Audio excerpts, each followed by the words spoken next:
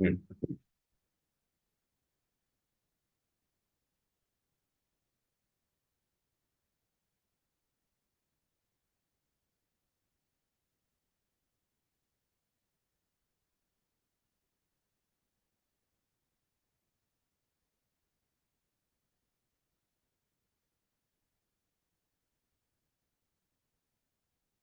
Good afternoon, guys. Good afternoon, sir.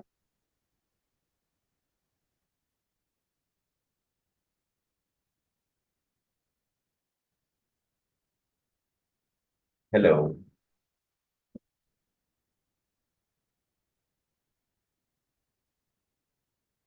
Am I audible? Yes, sir. Good afternoon, sir. Okay. Thank you. Good afternoon. Good afternoon. Yes. So today I am going to discuss the important chapter, that is delusion or delirium. So delirium versus delusion. What is delirium and what is delusion? The difference between delusion and delirium. The rubrics, the understanding about delirium, the miasm about delirium. ये हमने पहले देखा है, तो थोड़ा सा starting में आपको इसका रिवीजन हो जाएगा। लेकिन अगर आपने इसे पढ़ा है जब हमने लिया था, तो आप लोग बताइए डेलीरियम की डेफिनेशन क्या है। What is delirium? डेलीरियम ये वर्ड कैसे आया, कहाँ से आया? तो अगर आप लोगों ने पढ़ा है तो बताइए व्हाट इज डेलीरियम।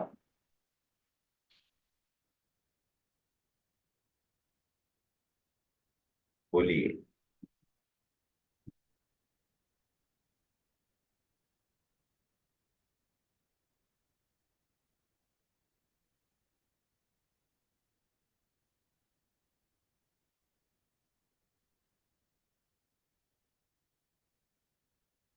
सो देखिए, delirium a state in which the ideas of a person are wild. Ideas of a person are wild, irregular, and unconnected. मतलब totally the brain is out of control, do not correspond with the truth or with external object.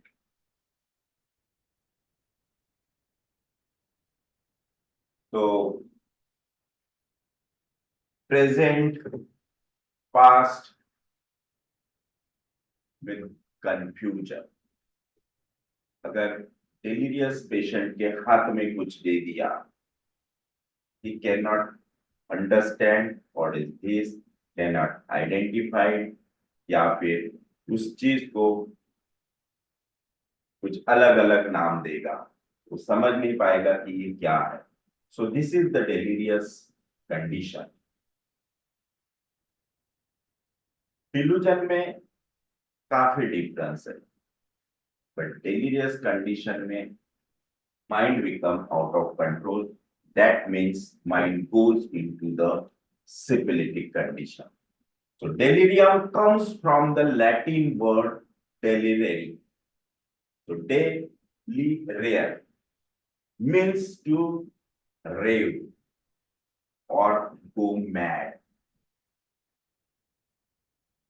So the understanding, the thinking, the mind function goes out of control, goes to mad. So this is delirium.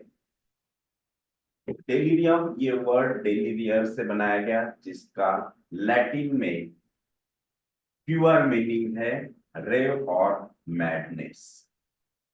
So D Lyra री, that means Lyra, that means a line, a furrow, तो इसका बहुत ही अच्छा example doctor Vijaykar sir ने दिया है कि एक फार्मर होता है और फार्मर अपना खेत जब रेडी करता है सीड्स डालने के लिए, तो उसे कुछ कॉलम्स बनाने पड़ते हैं मट्टी के, सॉइल के। और वो जो कॉलम्स होते हैं वो एकदम स्ट्रेट होते हैं, ताकि उसमें स्ट्रेट वे से सीड्स की बुनाई हो जाए और पानी भी स्ट्रेट वे जाए, और दिखने में भी वो अच्छा दिखता है, क्योंकि आगे उसमें बहुत सारे काम करने होते हैं। इसलिए अगर वो स्ट्रेट है तो सब काम इजीली होंगे। तो ये फ्यूरो होता है, रो होता है, लाइन होती है। लेकिन वही अगर फार्मर उस लाइन को आड़ा टेढ़ा कैसे भी बनाए, तो वो जब उसमें सीड्स डालेगा तो वो उसी तरह से निकलेगा, और वो उसका मेंटेनेंस बाद में करना बहुत हार्ड होगा, वो मेंटेनेंस हो ही नहीं पाएगा। जब ये कोई इस तरह से देखेगा तो ये ही सोचेगा कि ये पर्सन, जो ये फार्मर है, इज मैड। इस तरह से कोई बुनाई करता है, इस तरह से कोई सीड्स डालता है। तो वो जो कंडीशन होगी, जिस कंडीशन में वो इस तरह से करेगा, that condition is a delirious condition. That means the madness of that person. So when a line of a furrow while flowing is not straight or not as it should be, it was assumed that the farmer is mad, the person is mad. During farming, plowing is done where deep furrows are made which are in straight lines. So it is process, और कोई भी process से अगर जाता है, process follow करता है, तो it is a good thing, it is a normal thing, natural thing. वही कोई उसे ब्रेक करता है, then it is the madness. So during farming, plowing is done where deep furrows are made which are in straight lines. If a person cannot do it in a straight line, it was called madness or mad or delirious condition. So not following the rules, not following the ideas. So ideas irregular, not connected with truth, is called delirium. So then a person's mind or body does not follow the rule, the natural law, and goes away. It is called delirium. It is called delirious condition of mind. तो इसी तरह से body में होता है जब वहां disease होता है।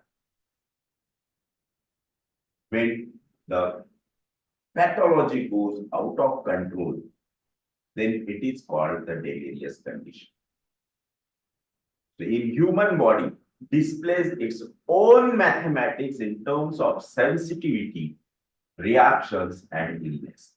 When the sensitivity goes out of control, the reaction goes out of control, the illness that is in the physical body, that means pathology goes out of control. That condition is called delirious condition.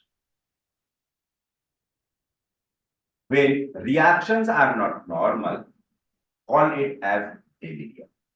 कोई भी person अगर reaction natural नहीं है, normal नहीं है, out of control है, जो action हुई है उसके अगेंस्ट में जो रिएक्शन दी है, it is totally out of control, then we can say that this person is in delirious condition. या फिर रिएक्शन अकॉर्डिंग टू एक्शन नहीं है, then again we can say that it is a delirious condition. So when reactions are not normal, call it as delirium.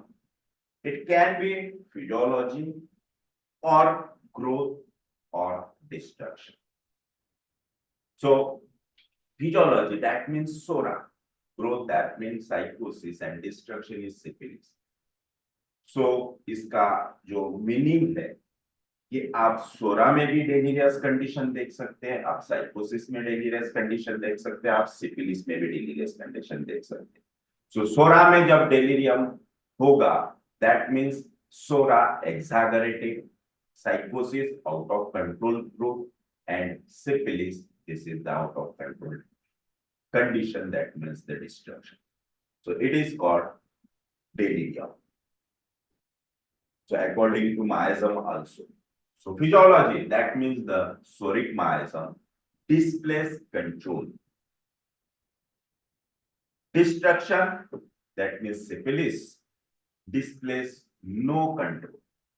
So physiology में आपको control मिलेगा, control दिखेगा, लेकिन syphilis में आउट ऑफ कंट्रोल वही चीज आउट ऑफ कंट्रोल हो जाएगी. So no control, no regularity, no limits, unbounded severity is completely called as syphilitic delirium. और जब फिजियोलॉजी में होगा वहां पे कंट्रोल होगा, लेकिन एक्सागरेशन वहां पे आएगा. जैसे कि एंजाइटी है, it is psora, but that anxiety become exaggerated, but in control is soric delirium. So when we see any mental reaction or any physical illness that is not normal, we can club it under delirium. So mental reaction or physical illness is called the condition is completely out of control, then we can say it is a delirium. So physical illness में जैसे कि growth है, growth become out of control all over the body is called a delirious condition of the body, the illness. Types of delirium. First physiological, then pathological. So physiological type of delirium, when physiology disturbed and can come back again to normal after some shock, after some injury, after some infections, after some inflammations, after some fevers, is called physiological delirium. जैसे कि हमने corona period में देखा, the physiology goes out of control. So that is the physiological, क्योंकि वो control में बाद में कंट्रोल में भी आ रहा था, एक एक स्टेज आ रही थी, उन्हीं उसमें से निकल जा रहे थे. That is the physiological delirious condition. And pathological, it is completely the genetic. It is controlled by genes. So it may be inborn condition or inherited condition. So pathology में two types आएंगे, एक तो inborn होगी या फिर inherited होगी. So there are so many types when the physiological delirium get converted into pathological delirium, because genetic genes are not only inherited but also acquired. So दो condition हमने देखे, दो टाइप्स हमने देखे, physiological and pathological. Now delirium versus delusion. Delusion और delirium में symptoms में क्या डिफरेंस होता है? तो delirium, it is patient is not aware of what he is doing, is not aware, he is completely unaware. उसे पता ही नहीं चलता है वो क्या कर रहा है. उसे खाना होता है तो हाथ मुंह में नहीं जाएगा. So this is the delirious condition. Actions are not conscious.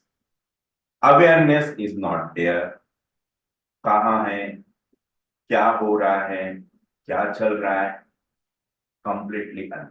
This is the awareness is not there. There is no understanding. Understanding is complete lost. That means senses are disturbed.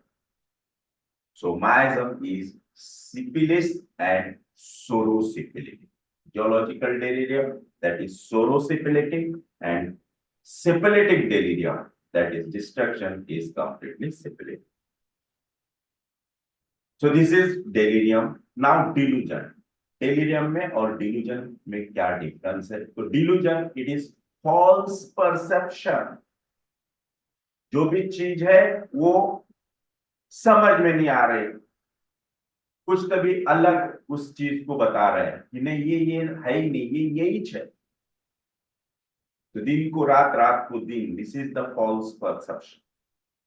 Delusion, hallucinations, this is delusion.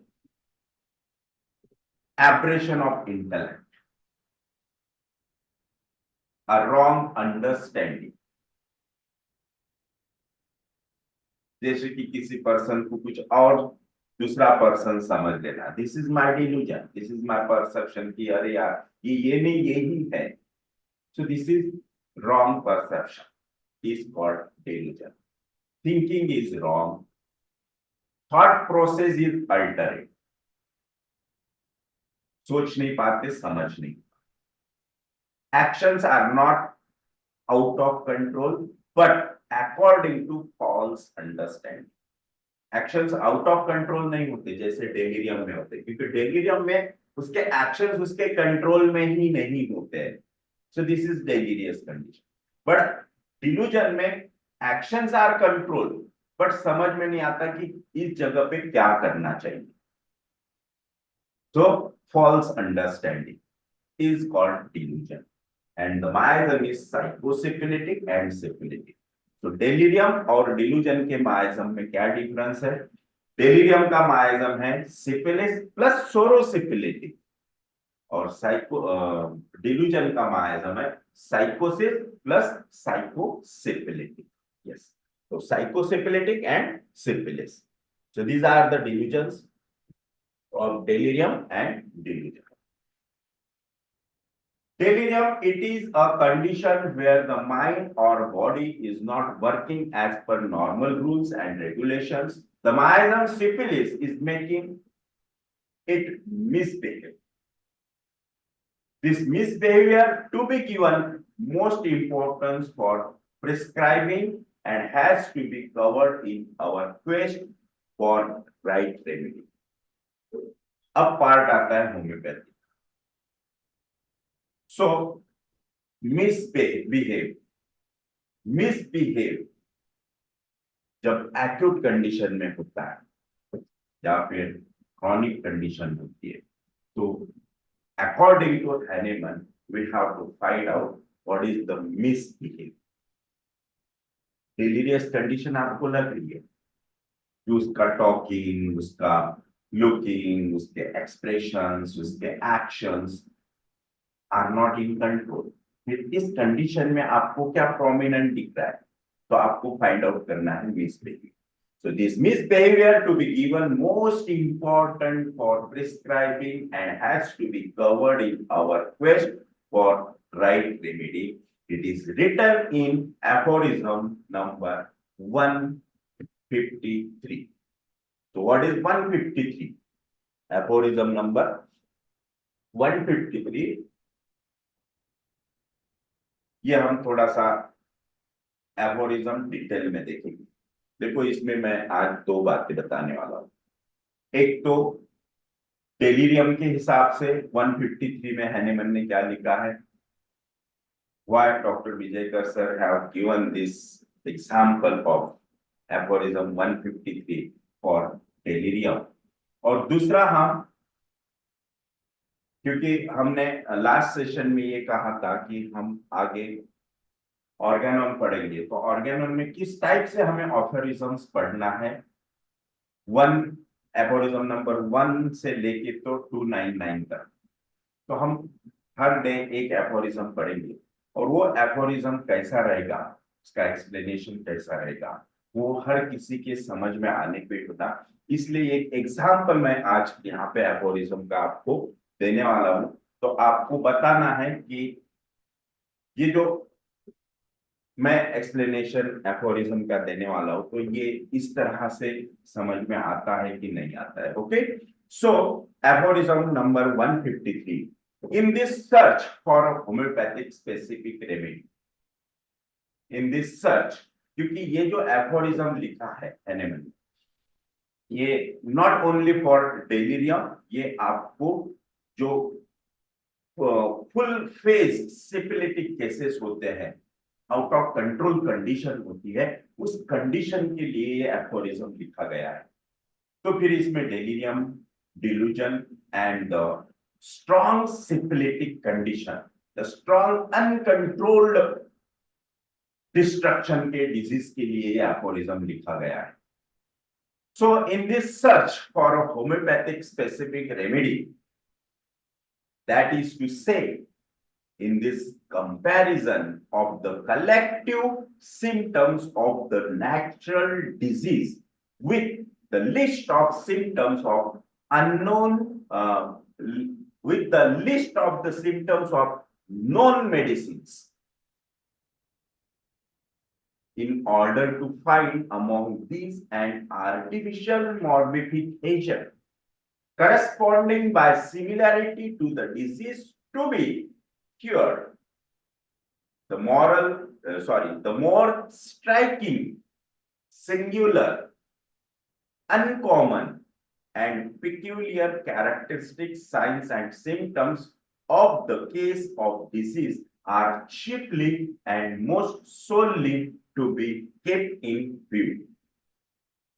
For it is more particularly these that very similar ones in the list of symptoms of the selected medicine must correspond to, in order to constitute it most suitable for effecting the cure. The next part of this aphorism 153. The more, क्योंकि इस aphorism में दो part में ये aphorism दिया है।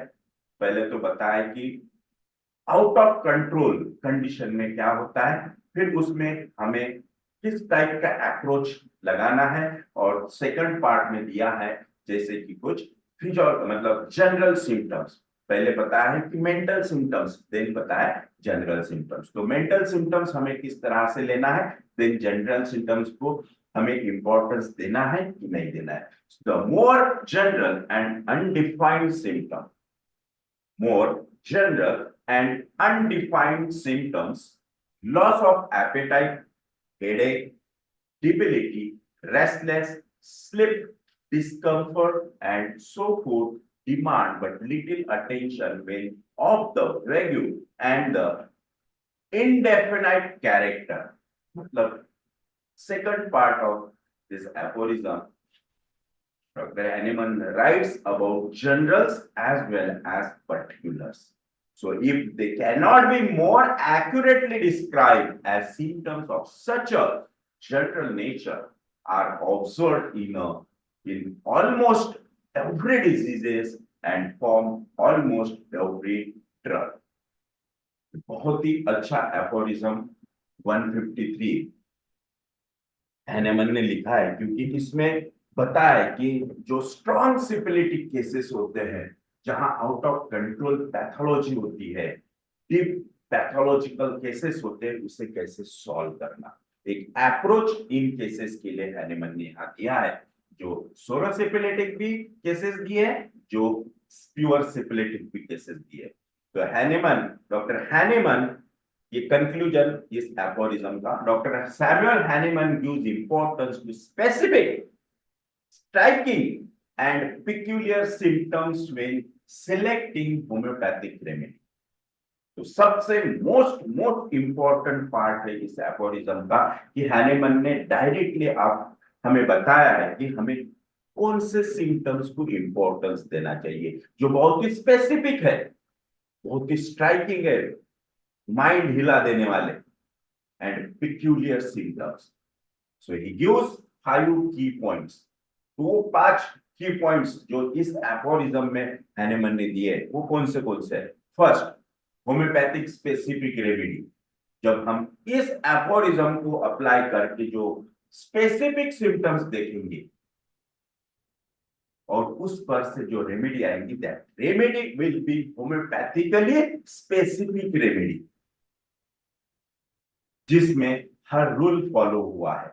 जो Hahnemann ने कहा है वही हमने किया है, इसीलिए होम्योपैथिक स्पेसिफिक रेमेडी में इस एफोरिज्म को फॉलो करने के बाद मिलेगी।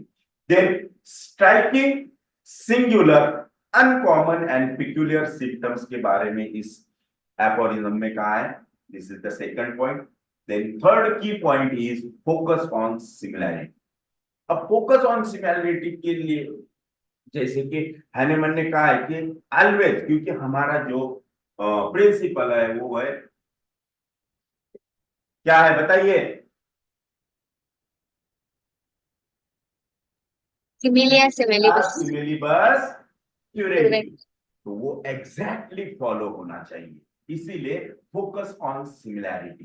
तो ये जो लॉ है हैनीमैन होम्योपैथी का, प्रिंसिपल होम्योपैथी का, सिमिलिया सिमिलिबस क्यूरेटिव, ये कैसे फॉलो होगा, ये कैसे परफेक्टली हम इसे फॉलो करेंगे, वो भी इस एफोरिज्म से सीखने को मिलता है। सो फोकस ऑन सिमिलैरिटी। और वो सिमिलैरिटी कैसे फाइंड आउट करना है, कैसे ढूंढ के निकालना है, क्योंकि हमारी जो मेडिसिन प्रूव होती है वो हेल्दी ह्यूमन बीइंग पे होती है। जो उसमें सिम्टम्स दिखेंगे अब during the proving of medicine, वही सेम सिम्टम्स जब हम डिजीज में देखते हैं, वही सेम सिम्टम जब हम डिजीज में देख के और मेडिसिन में देख के मेडिसिन सर्च करते हैं, मेडिसिन फाइंड आउट करते हैं और मेडिसिन प्रिस्क्राइब करते हैं, that means we are following the similarity. Yes, so focus on similarity. Then the fourth key point is limited significance of general and undefined symptom. तो इस aphorism के second part में बताया कि आपको जनरल सिम्टम्स और अनडिफाइंड सिम्टम, जैसे कि पर्टिकुलर उस सिम्टम्स को इंपॉर्टेंस देना है कि नहीं देना है।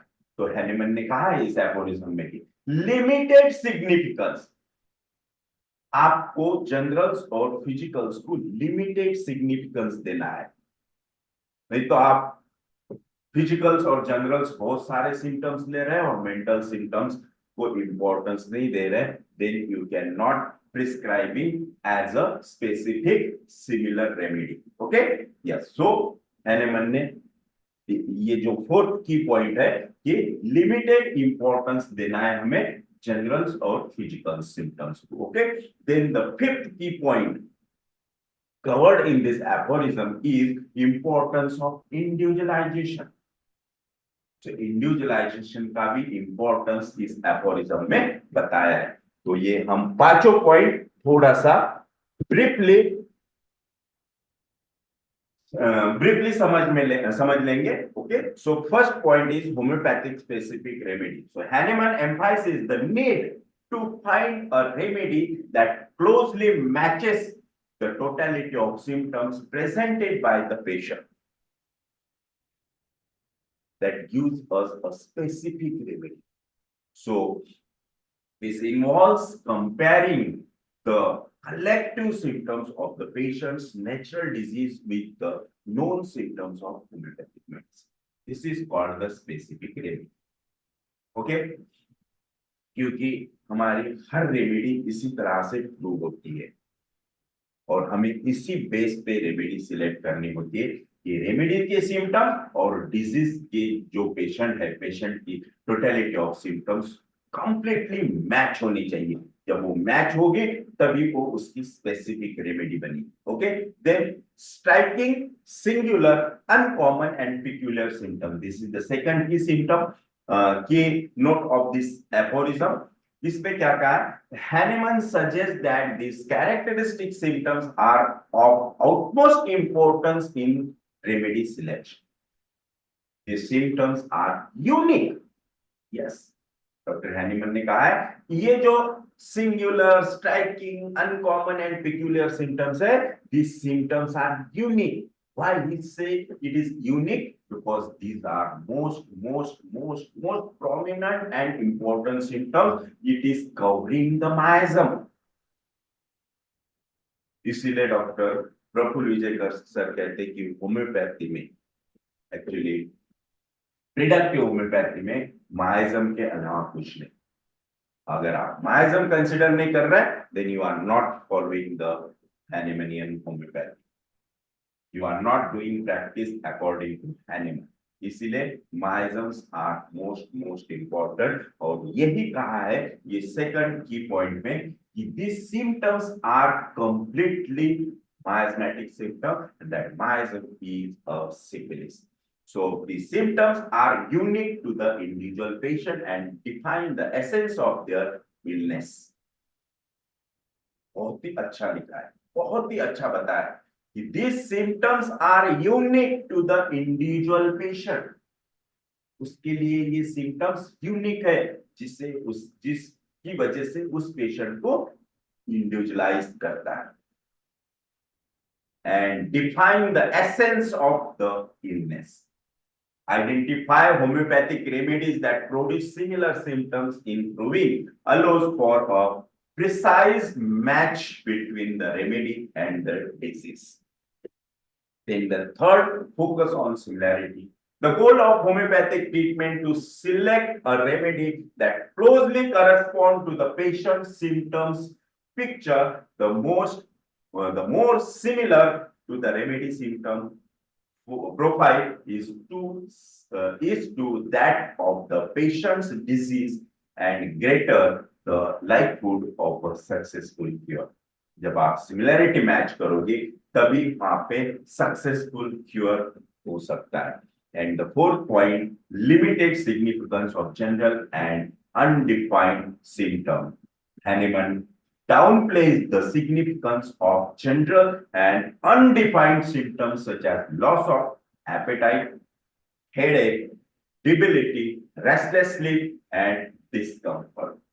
इसमें अगर आपको जनरल्स और पर्टिकुलर्स में जब आपको कोई पिक्यूलियर स्ट्राइकिंग जैसे कि PQRS सिम्टम्स मिल रहा है तो ही आपको लेना है.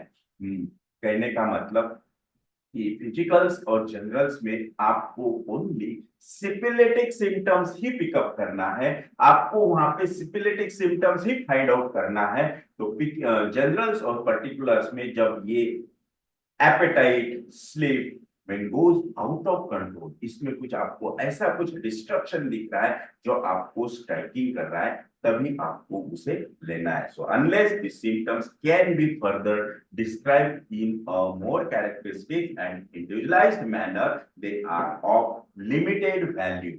Yes, Hahnemann ने क्लियरली लिखा है कि अगर ऐसे सिम्टम्स वहां पे आपको नहीं मिल रहे, सिपिलिटिक वहां पे आउट ऑफ कंट्रोल, वहां पे आपको कोई भी डेलिरियस टाइप सिम्टम्स आपको नहीं मिल रहा है, देन आप उसको वैल्यू नहीं देना है. They are of limited value in guiding remedy selection. Okay, so remedy selection के लिए ओनली आपको वही सिम्टम्स लेना है. First most important from the mind और फिजिकल जनरल्स में अगर आपको वहां पे सिपिलिटी दिखता है तो ही लेना है, otherwise no. Okay, then fifth point, that is importance of individualization. Hahnemann's approach underscore the importance of individualizing treatment to the unique symptom profile of each patient by focusing on the characteristics and peculiar symptoms that distinguish one case from another. Homeopaths can tailor their treatment to address the specific need of each individual. इसीलिए तो हम कहते हैं हमेशा कि हमने एक coma की केस ट्रीट की, वो केस क्योर हो गई, उसकी रेमेडी ये थी, और वैसे ही सेम पेशेंट कोमा का आता है, जब हम वही सेम रेमेडी वहां अप्लाई करते हैं तो रिजल्ट नहीं होता. This is called individualisation. ये सब कुछ हो रहा है बिकॉज ऑफ इंडिविजुअलाइजेशन, क्योंकि वो जो पहला पेशेंट था जो रेमेडी से वो कोमा से बाहर आया, वही सेम रेमेडी दूसरे पेशेंट में नहीं चलेगी, क्योंकि जब तक हम उसे इंडिविजुअलाइज नहीं करेंगे, इंडिविजुअलाइज करके उसके सिम्टम्स निकालेंगे और उसकी जो इंडिविजुअलाइज करने के बाद रेमेडी आएंगी वो 100% उस रेमेडी से डिफरेंट रेमेडी आएंगी.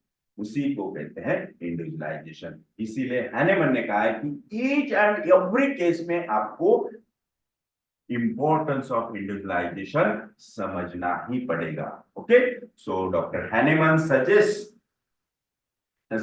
emphasizes the importance of precision, similarity, and individualization. Three points are very important point for our practice. Precision, similarity, and individualization in homeopathic practice by focusing on the most characteristics and peculiar symptoms. Yes. So this is the aphorism number 153. Okay. Now come to the delirium.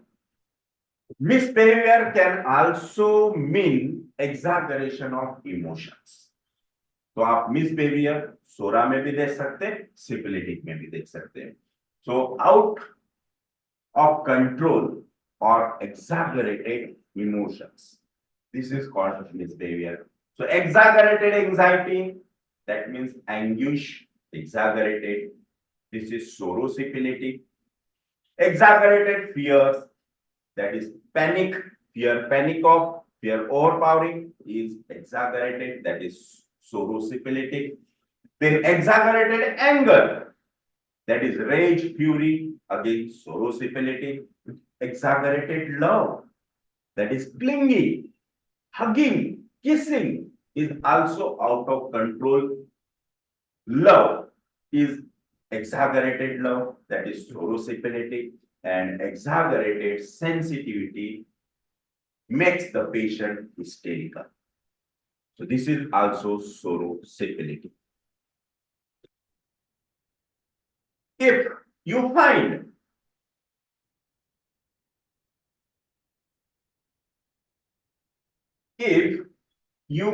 something is very extraordinary, exaggerated, that means syphilis. Extraordinary, अगर किसी हमें जो according to 153 aphorism number 153 Hahnemann ने कुछ suggestion दिए कि हमें ये सिम्टम्स कैसे मिलेंगे, हमें कैसे ऑब्जर्वेशन करना है, हमें कैसे फाइंड आउट करना है, कैसे पेशेंट को इंडिविजुअलाइज करना है. तो जब आप केस ले रहे हैं तो आपका पूरा ध्यान पेशेंट पे होना चाहिए, क्योंकि वो हो सकता है कि डेलीरियस कंडीशन में, कोमाटोस कंडीशन में, या फिर कोई इंजरी का पेशेंट है, सडन शॉक का पेशेंट है. तो उस पेशेंट से एक्स्ट्रा ऑर्डिनरी कैसे निकालना है, एक्स्ट्रा ऑर्डिनरी सिम्टम्स आपको कैसे मिलेंगे.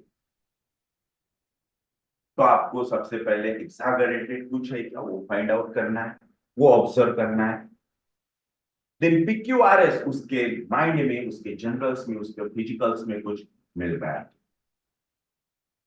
तो कुछ पे सपोज सिंपली फीवर का पेशेंट है, तो फीवर के पेशेंट में आपको एक्स्ट्रा ऑर्डिनरी क्या मिल सकता है, जैसे कि एक्सट्रीम हीट है, एक्सट्रीम टेम्परेचर राइज हुआ है, और ऐसे कंडीशन में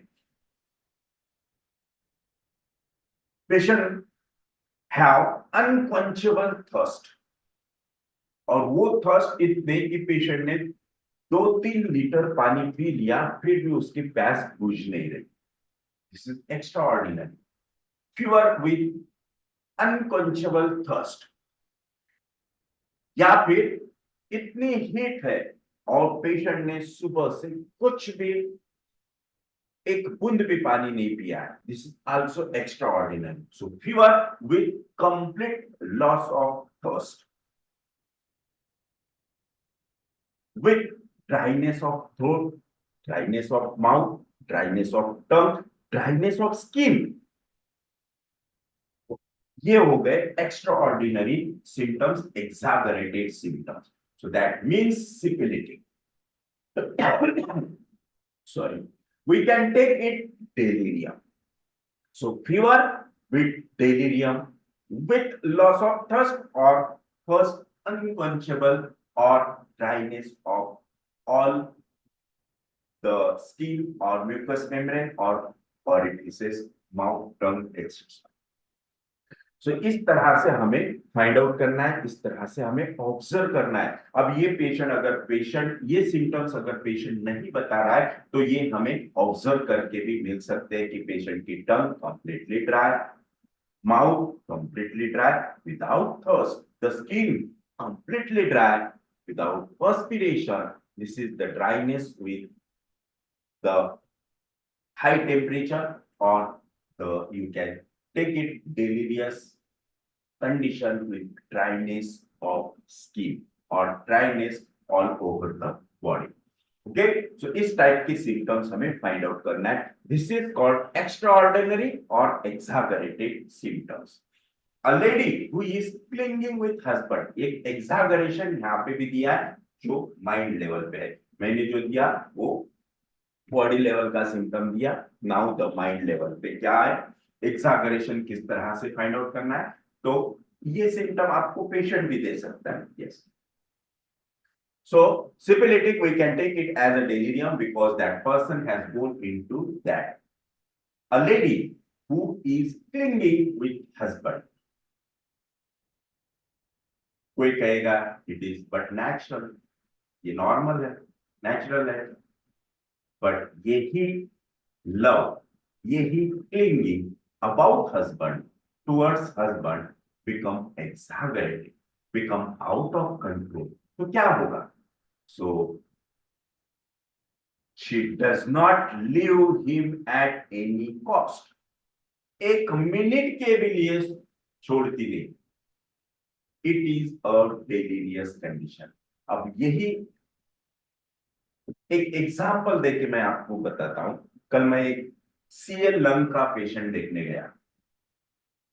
उसके यहाँ होम विजिट थी. एक्चुअली पेशेंट आ नहीं सकता था. एक्चुअली मुझे बुलाया गया सीए लंग्स के लिए नहीं. That patient have CA lungs with metastasis to brain. Brain में भी कुछ वहां पे एसओएल टाइप कुछ लीजन्स आ गए आफ्टर द लंग्स. सो उस कंडीशन के लिए मुझे नहीं बुलाया गया, उस डिजीज के लिए मुझे नहीं बुलाया गया, क्योंकि उनकी ट्रीटमेंट उसके लिए चालू है. मुझे ये कह के बुलाया गया कि ये पेशेंट बहुत ही निगेटिव थॉट्स में गया है, निगेटिव बातें करता है, और इसको उस निगेटिविटी से निकालना है. और वो जो नेगेटिविटी थी, that is he always say to everyone कि मुझे सुसाइड करना है, मैं थक गया, मुझे जीना ही नहीं. जब मैंने उसे इंडिविजुअलाइज किया, उसकी हिस्ट्री लिया, तो मैंने पूछा क्या आप इस डिजीज से थक गए, इसको फाइट करते करते थक गए, इसीलिए आप कहते हैं हर किसी की कि मुझे जीना नहीं है, मुझे मरना है, मुझे सुसाइड करना है. और 24 आवर्स उनके माइंड में यही थॉट्स आते हैं कि मैं एक दिन एक तो हैंग कर लूंगा, नहीं तो कुछ खा लूंगा, मुझे जीना ही नहीं. तो उस पर्सन को एक ही सन है, वो भी बहुत ओल्ड एज में हुआ है. अभी वो 24 ईयर्स का है, इंजीनियर है, जॉब कर रहा है. तो मैंने उनको कहा है कि आपको एक ही बेटा है, उसकी शादी देख लो, उसको अच्छा उसका घर संसार देख लो, बाद में मरना ही है. और वैसे भी आपको मेटास्टेसिस ब्रेन में हुआ है, तो आगे और मेटास्टेसिस होगा, तो लाइफ लाइन तो वैसे ही लिमिटेड है, सीमित है. फिर सुसाइड क्यों?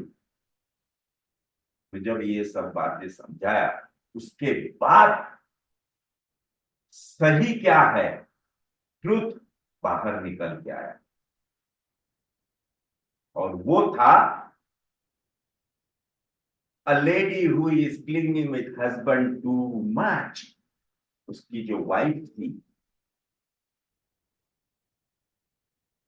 she is very much suspicious about husband out of love. एक दिन बोले मैंने मेरे मोबाइल का पासवर्ड जो है वो चेंज कर दिया.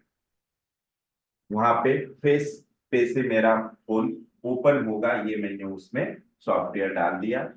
और मैं जैसे थोड़ा सा घूमने गया तो मिसेस ने मेरा फोन लिया, उसे ओपन किया, वो ओपन हो नहीं रहा था।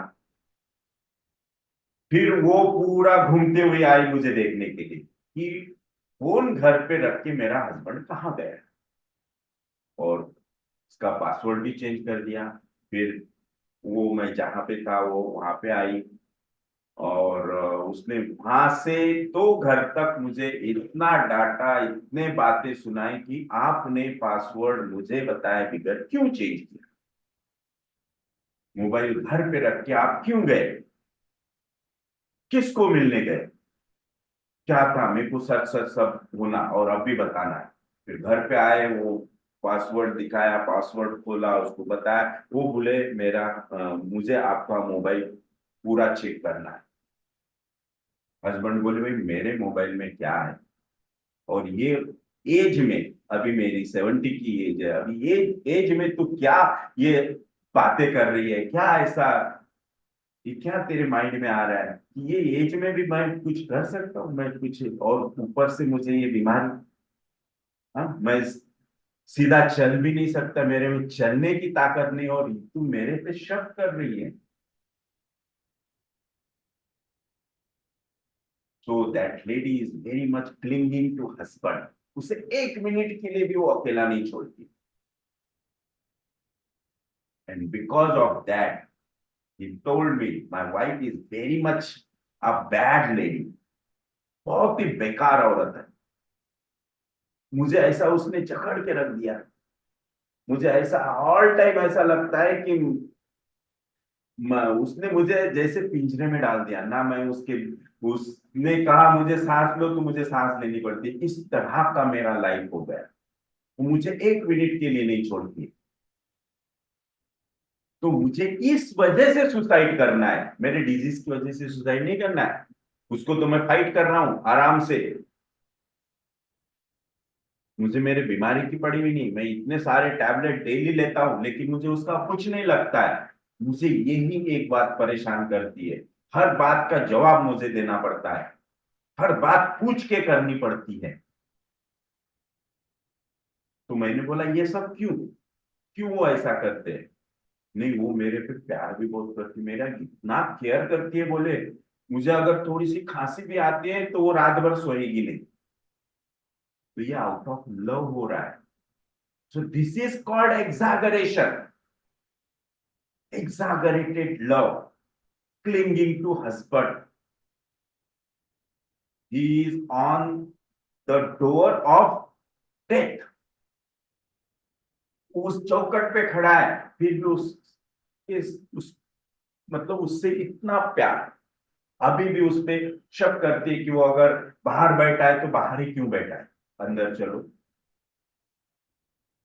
किससे बात की, किसी से फोन पे बात किया तो किससे बात की, पहले नंबर दिखाओ। सो this is called the exaggeration of love. Okay, this is called delirious condition of that lady and the patient also. Yes. So this is the today's session, और आई थिंक आपको ये बहुत पसंद आया होगा, तो आप अनम्यूट करके बोल सकते हैं यस। तो आज हमारा ये कंप्लीटली मायाजम पे सेशन था। Miasms are the main building block of the predictive homoeopathy. Yes, yes, बोलिए। यस सर, बहुत अच्छा सेशन हुआ आज का। डिफरेंस भी बहुत अच्छा समझ में आया, और सबसे मेन एफोरिज्म जो पढ़ाया वो बहुत अच्छे वे से पढ़ाया, अच्छा समझ में आया सर, थैंक यू। तो इसी तरह से हम सभी एफोरिज्म्स पढ़ेंगे, इसी तरह का एक्सप्लेनेशन रहेगा डिटेल में कि ये क्यों लिखा है, कैसे लिखा है, किस बेस पे लिखा है। यस, तो अगर इस तरह का एक्सप्लेनेशन अगर आपको अच्छा लगा है तो आप सदगुरु होम्यो जो हमारा ग्रुप है उस पे आप मैसेजेस डालिए, ताकि हम हमारे साथ सभी लोग जुड़े, हम ऑर्गेनम की पढ़ाई बहुत अच्छे से कर सके, होम्योपैथी को बहुत और डिटेल में समझ सके। ओके, यस शुरू से रहेगा सर पूरा एफोरिज्म, एफोरिज्म नंबर 1 से पूरे यस डॉक्टर पूरे प्रशांत। एफोरिज्म्स रहेंगे सर शुरू से। फर्स्ट टू 299 डिफिकल्ट सभी जाता है सर एफोरिज्म, समझना। डेली यस 1 एफोरिज्म रहेगा। हमने हमारा ये जो सेशन है कॉन्फ्लिक्ट का, ये 365 डेज का था, वो हम 300 डेज का रखेंगे। यस यस तो ये जो आज का 153 एफोरिज्म समझ में आया कंप्लीटली? Nicely explain. अच्छा रहा कि नहीं रहा बताइए। Yes sir very nice explain, बहुत अच्छे से ओके, समझा। डॉक्टर अग्रवाल सर आप बताइए। और बहुत बढ़िया रहा, बहुत अच्छा। सिर्फ एक बताइए कि आपने ये आखिरी का जो पेशेंट है सीएलएन का, उसका रूब्रिक क्या लिया? सर उसको अभी प्रिस्क्राइब करने का बाकी है, क्योंकि उसका लड़का आने वाला है, उसकी भी हिस्ट्री मुझे लेना है उसमें थोड़ी। नहीं, ये जो उसने जो सिर्फ डेथ का जो बताया ना, जी तो सुसाइडल अटेम्प्ट, जी। सुसाइड करने का जो बोल रहा है, तो सिर्फ उसका एक रूब्रिक क्या ले सकते हैं आप? वो तो सिंपल हो जाएगा कि भाई सुसाइडल थॉट्स हमने रूब्रिक लिया, वो एक सिंपल रूब्रिक हो जाएगा। है सिपिलिटिक लेकिन उतना स्ट्रांग इस केस के लिए नहीं होगा। उसका ऐसा कि भाई जैसे कि जो डेलीरियस कंडीशन उसकी है बिकॉज ऑफ दैट, तो वो डेलीरियस कंडीशन पे रूब्रिक फाइंड आउट करना है। अभी मैंने उस केस को मतलब सॉल्व नहीं किया है, मतलब रूब्रिक्स भी नहीं लिए, उस पर कुछ सोचा भी नहीं। मैं उसकी लड़के की हिस्ट्री लेने के बाद फिर उसमें रूब्रिक्स लूंगा, तो उसमें बहुत सारे रूब्रिक्स आएंगे डेलीरियस, जैसे कि डिस्पेयर, डेलीरियम अबाउट लाइफ, मतलब despair about life, then delusion, arrest, कि वो उसको लाइफ की वजह से, वाइफ की वजह से पूरा ऐसे अरेस्ट कंडीशन के जैसा, प्रिजनर के जैसा लाइफ जी रहा है। देन नहीं, मेरा एक सजेशन था, व्हाई जी not to treat the wife also in this patient, suspiciousness. Wife की ट्रीटमेंट सस्पिशियस, क्यों नहीं इसमें? वाइफ का बोल रहे हैं आप? हाँ, वाइफ की ट्रीटमेंट भी होना चाहिए। हाँ वाइफ की भी होनी चाहिए, मैंने बताया ना कि हाँ दोनों एक्चुअली डेलीरियस कंडीशन में है। हाँ हाँ। यस, दोनों, वाइफ और भी डेलीरियस कंडीशन में है, हस्बैंड भी। हाँ, तो वाइफ के लिए इरिटेटिंग। सस्पिशियसनेस ये बहुत सिंपल साइकोटिक रूब्रिक हो जाएगा, सस्पिशियसनेस इट इज साइकोटिक। तो क्लिंगिंग टू हस्बैंड ये उसके हाँ, लिए ये स्पेक्युलेटिव इम्पोर्टेंट रूब्रिक हो जाएगा। है। Yes clinging, yes. यस, नहीं, ओके ओके ओके। हाँ, क्लिंगिंग टू हस्बैंड ये उसके लिए सिपिलिटिक रूब्रिक हो जाएगा वाइफ के लिए। हम्म। और हस्बैंड के लिए बहुत सारे रूब्रिक्स आएंगे, उसमें परसिक्यूशन आएगा, उसमें डेलीरियम में देखना पड़ेगा कि कौन सा परफेक्ट रूब्रिक वहां बैठ सकता है। ओके, बहुत अच्छा लेक्चर रहा। Yes sir, thank you sir. Thank you sir. Okay, so thank you very much. कल thank you hmm, sir. Yes, कल इसका नेक्स्ट Thank पार्ट you. देखेंगे। Okay, bye bye. Bye sir.